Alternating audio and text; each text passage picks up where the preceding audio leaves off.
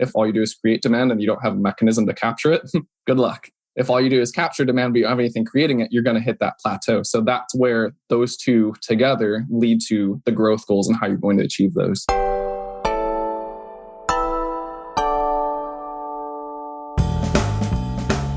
Good. How's your week been?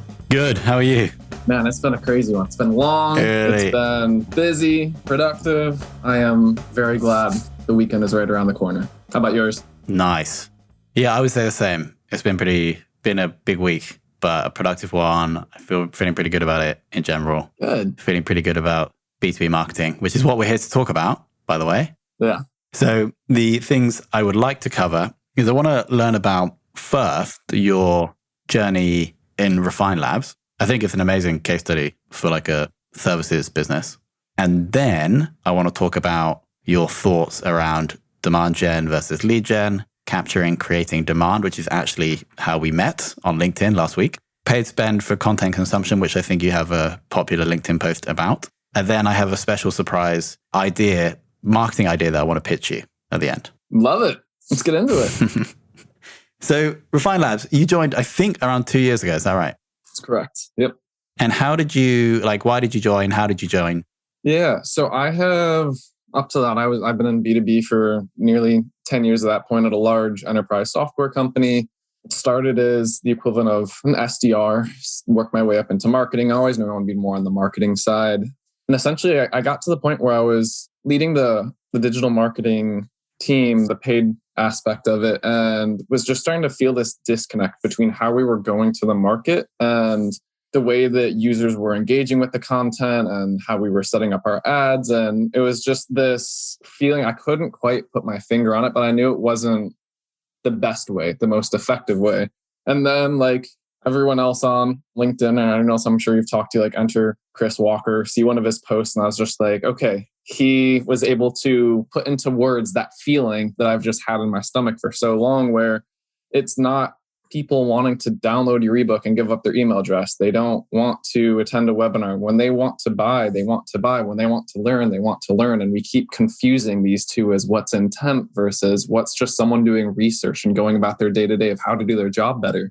So when I came across that with Chris, that led to a couple conversations with he and I. I was at a point where I was ready to advance in my career. It was a great opportunity for me to jump full-time into a director of demand gen type role. So I hopped on over when we were less than 10 employees, and fast forward 2 years, we're at 120 and continuing to grow. Before we talk more about Refine Labs, why do you think that change or that shift in how people wanted to buy and how companies were marketing, why do you think that happened like recently, last few years?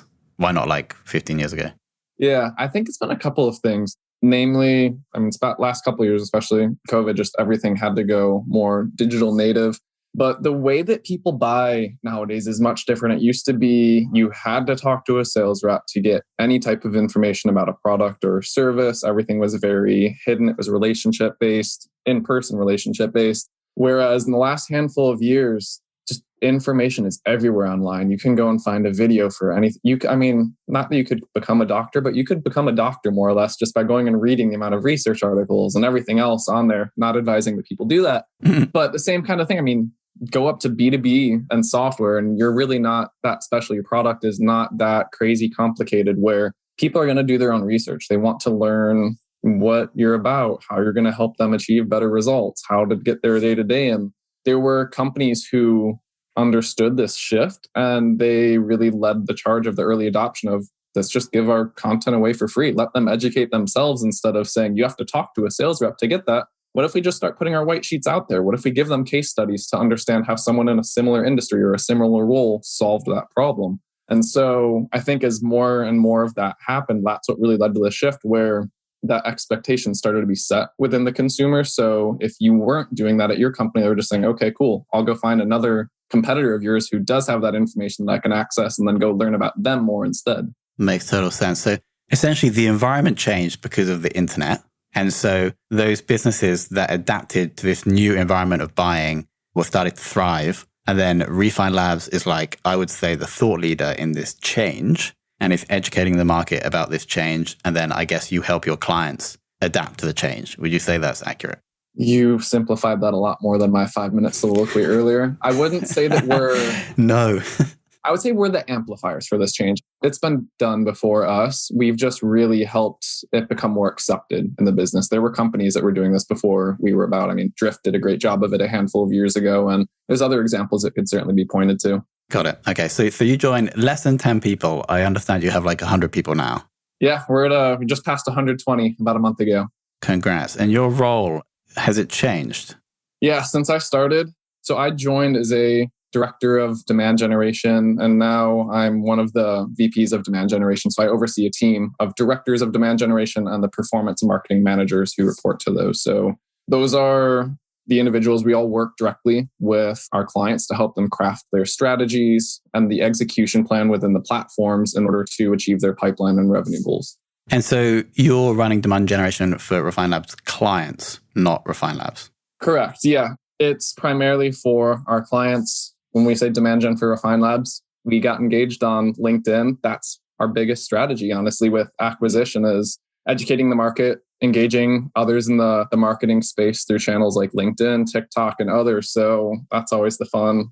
What's the ROI on that? Like, we're never going to see an attribution. I commented on Sam Kuehnle's post on LinkedIn, but here you and I are having a conversation about something. Who could say that something couldn't come out of this for our listeners or anything else? But we do not have an outbound sales motion intentionally because we drive all this demand to our company. We have a sales team that's inbound oriented where they field the people that come in from our requests. But yeah, that's a big part of our own demand strategy is the number of voices that you see coming from our team that are helping to educate just the larger B2B marketing space. So on that note, you have been killing LinkedIn recently. Appreciate that. Can I ask you about like processes behind that? Do you like write out at the weekend and post them every morning? Do you post every day? Any like specific tips related to that?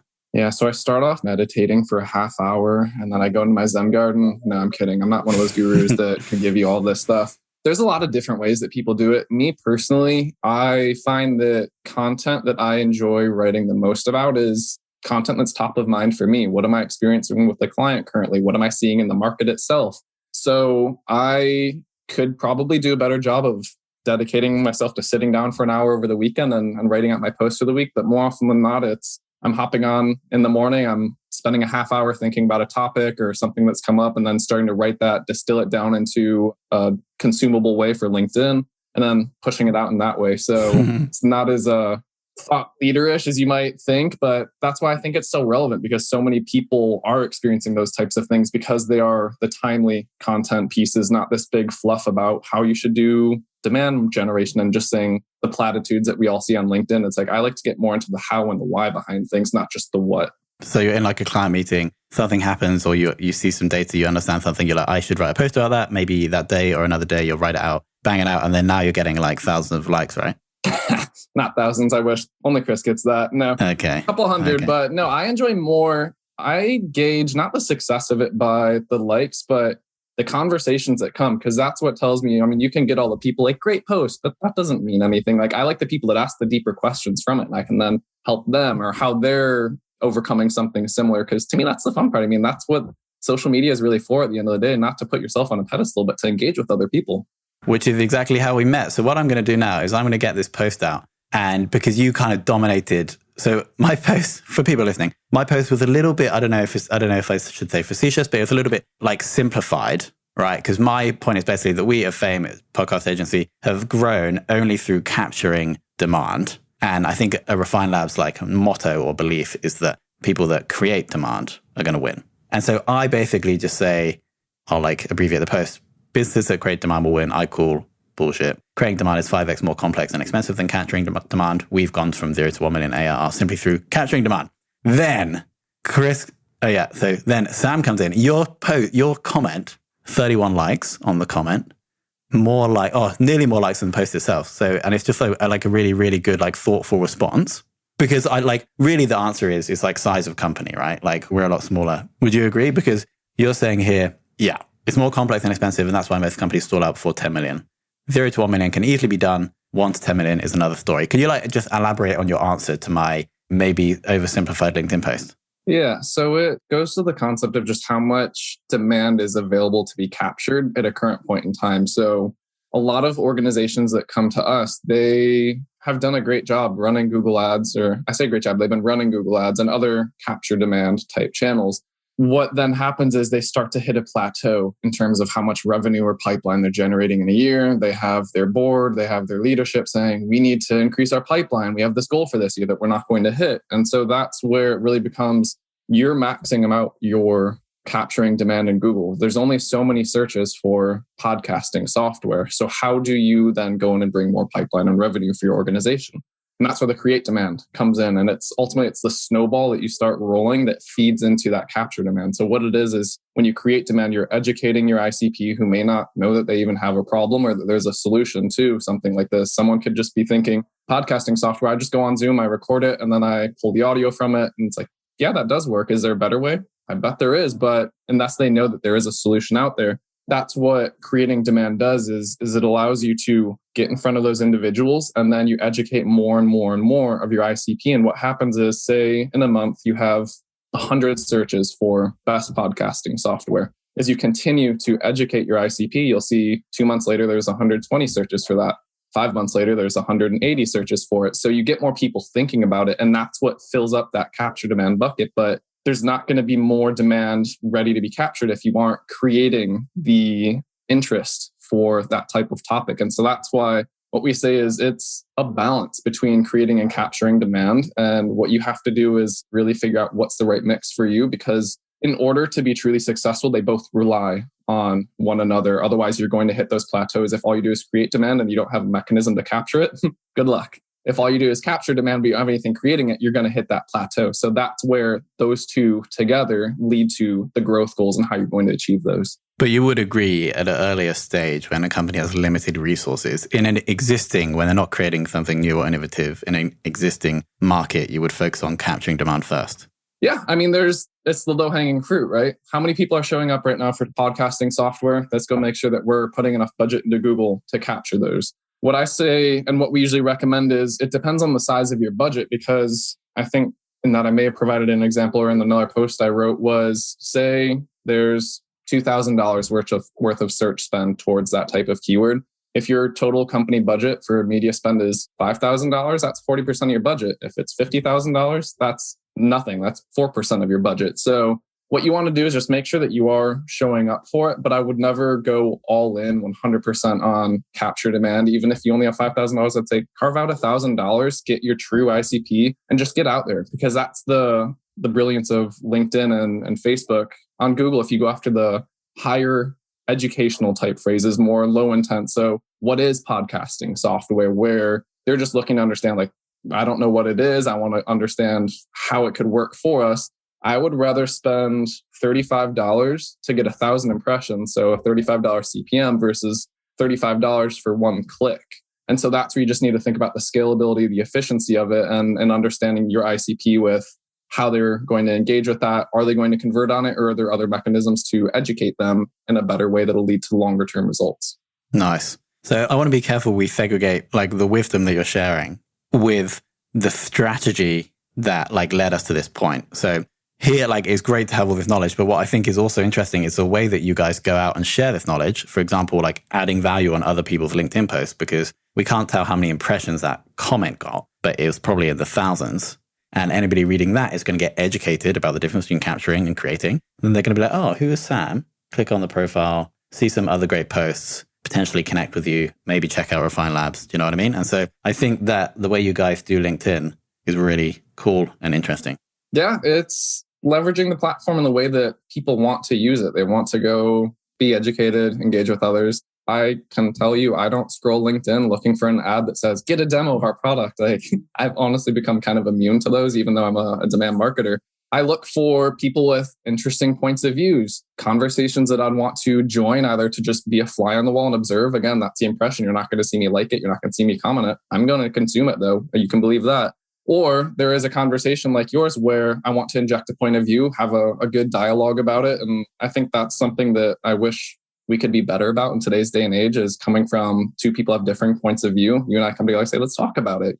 Let's have a good conversation instead of I'm right, you're wrong. Like, that doesn't get anywhere at the end of the day. So I was really glad when you reached out about having this conversation. But Yeah, that's really the way that we like to go about it, is just helping marketers improve what they do and then finding those who are active on the platform and joining in the conversation so they can become a part of our network. We educate them, and also it helps expand our philosophy and approach to B2B marketing. They don't have to hire us to go in and start implementing a lot of what we do. And that's what we're really trying to create, is just this next wave of B2B marketers who are doing it better. Yeah, and what I love about that is that they can learn and improve their lives, improve their businesses without paying you guys anything. But the very fact that you're adding value to them means that if at some point they're a CMO at a Series D SaaS company, they're going to come to you. And they're probably telling their friends that are CMOs at Series D SaaS companies that they need to go to you. Yeah, there's no downside to it at the end of the day. It's just us putting in the time, investing that into the platform. And it's not attribution. We could talk all day about that. It's not a direct attribution methodology. It's play the long game. So you mentioned just now about you not clicking on a LinkedIn ad saying, get a demo of my software. How do you think then that paid budget should be spent on social platforms? Yeah, that's always a fun one. So the way that I like to do it, do you remember growing up reading the Choose Your Own Adventure books? Okay. So what I like to do is within the ICP, so I know I've said that a million times, an ideal customer profile, in case anyone isn't familiar with it, I like to provide them with multiple avenues to become familiar with your brand. So the mistake that too many organizations make is that they overinvest in these product-oriented ads or the beta demos. Get a $100 gift card if you come get a demo with our sales rep. And they treat the ICP as if 98 to 99% of them are actively in market and shopping, when the reality is it's the inverse. Maybe 1 to 2% are actively in market shopping. So what we like to do is come with an approach of a balanced way to give them multiple entry points into your brand. So if you're thinking about cold targeting people who've never heard of you, or maybe once or twice, very low familiarity, you can approach it from two lenses. One is the content types themselves. So people learn and consume in different formats. So you could do product feature highlights. That's what a lot of people do. You could do demo previews showing how the product works. So put yourselves in the shoes of I'm the customer. It doesn't have to be anything sexy. I love the minute 30, 2-minute long Loom style ads that just show here's how you do this in the product. It's really cool. It's really simple. And then they get a sense of how it all works and they can see how that would benefit them. And then going further from that, you've got things like case studies, educational blog posts, how to do your job better, how to make your job easier, podcast snippets. So those do incredibly well. So coming up with multiple content types in the beginning to figure out just what's your ICP going to engage with in the beginning. I know people a handful of years ago loved making the general personas. We have 4 personas that we're going after. Bob, the CEO, likes to do this. Jenny, the CFO, likes to do this. They always consume this type of content. When in reality is, you could have 10 people in the same role, 10 people are going to consume content differently. So those days are a little bit past. So that's why we say give multiple content types, and then the content mediums themselves. So written, audio, video, short form, long form. Everyone likes to consume things differently. So these generalities don't quite work anymore. So investing in ways that you can get in front of your ICP in multiple manners is going to pay off in the long term. And you'll start to see trends around, okay, case studies more often than not do better than our educational blog posts. So we can start to shift our budget where it's not a 50-50 split between those, but let's do a 70-30 and 80-20. And you can get more data-driven from that standpoint, but you'll often find that the more routes that you give individuals to become familiar with your product, your brand, the more successful that you're going to be. So what I'm hearing really is trying to sculpt your sales process to how people actually want to buy. Crazy, right? Is that about right? That is crazy, isn't it? Call it common sense marketing. And so then at any point, maybe further down the funnel, if you have more, I guess, I don't know, like a very warm retargeting audience, would you then have an ad with a CTA to a demo? Yeah. So we'll still do retargeting. You can try that. We've done it with a number of clients where we try the squeeze page, we try the demo. Is it successful? It does okay. You will get some people from it. And then that's also where, if you look at a retargeting audience conversation for another day, it's always going to over report on the success because it's going to take that last touch or the most recent ad that they saw. So if you do ad 1 that gets them familiar, cold targeting, ad 2, they only get the retargeting. Of course, it's going to say the retargeting is what influenced that view through conversion because it's negating out that first one. So that's why we like to ask, how'd you hear about us? And go more to channel level. But you can try it. We see some success with clients. We see no success with others. My advice for any client that comes to us is I will never make an always never type statement. I say, let's try it out. Here's what we normally will see. It's probably not going to work, but let's find it out. where every business is unique, every market is unique. So we can figure out what's the right mix for you and go from there. But generally, we just find that people want to raise their hand when they're ready to talk. You can push them to that page and see if they're ready. You might get a couple a little prematurely who will be open to it, but buyers are smart.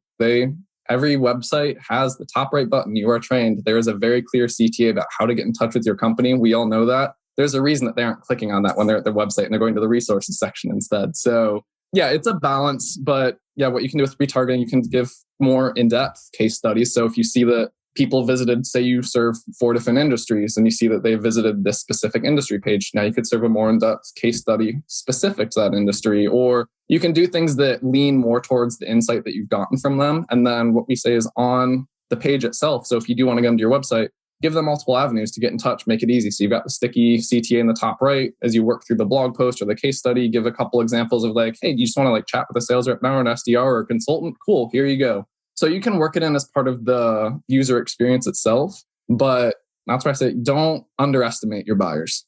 No, I think that could be the title of the episode. Now, Sam, I'm going to pitch you my idea. So I've got like $5,000 to spend, right? I could put all 5,000 into LinkedIn ads saying, go and request a podcast proposal request from our site to all our buyers. Or I could do this other thing, which I thought of yesterday when I was doing a Peloton class. And I'll explain why it came up in the Peloton class in a minute. But before I tell you the idea, I have to introduce 2 concepts that are like driving the idea. The first is a concept that I learned ages ago about content marketing. If you're thinking about creating a piece of content, maybe it's actually a better idea to create that piece of content for the influencers of the people that you're trying to reach, as opposed to the people that you're trying to reach. Because then if you do that, then the influencers are going to like it and share it. Concept number 1. Concept number 2 is this. I'm playing with the tagline for Fame, the business. It's called interruption is the enemy. And so instead of investing your marketing to interrupt these people that probably don't want to buy a podcast, we want to create something that is remarkable, like Seth Godin would say. So those are the 2 concepts. So what I'm thinking, or I got that idea because I was doing a Peloton class and the instructor was saying how it was actually an old class, but it was for the summer of 2021. He created a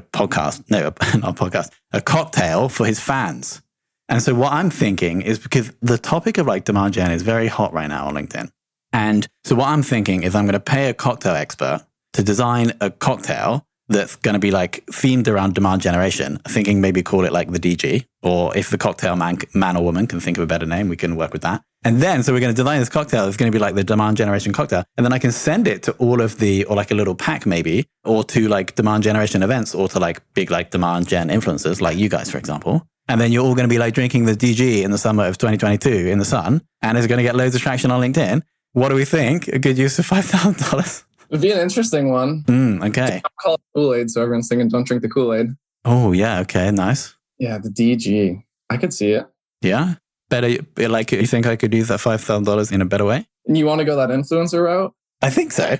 I think it should just be quite funny as well. Yeah, a little tongue in cheek.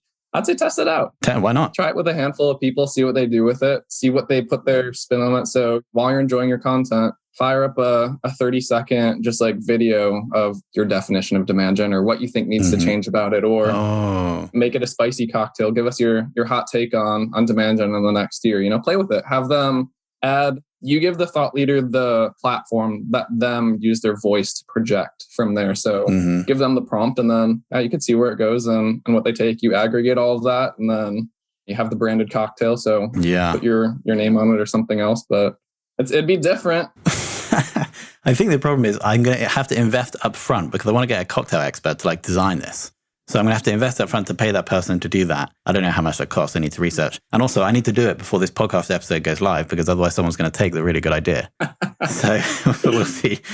Amazing. Okay, I'm going to do it. Sam, I want to thank you so much. It was very seamless, like your comment and then bringing you on the show very fast. And obviously, thank you for sharing all the wisdom about demand generation. And thanks for like banging out sweet LinkedIn posts. I'm like a big fan of the way Refine Labs markets itself. And so it was great to learn from you one-on-one. Yeah, well, I appreciate the time. This has been fun. We definitely need to do it again after those cocktails go out.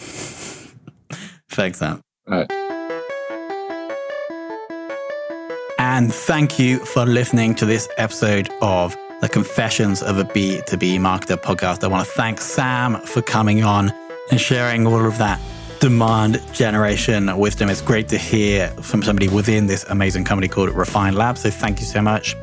And of course, if you have any questions about the show, you can add me on LinkedIn, Tom Hunt, send me any questions in direct message. If you have any feedback, please leave that in the form of a Apple Podcast rating and review. I'll start reading these out. So if you leave the rating or review and then just ping me saying you've done it with your domain, with your brand, and then I'll read that out in the outro of shows going forward so you can get some exposure to the audience. And of course, thank you so much for listening.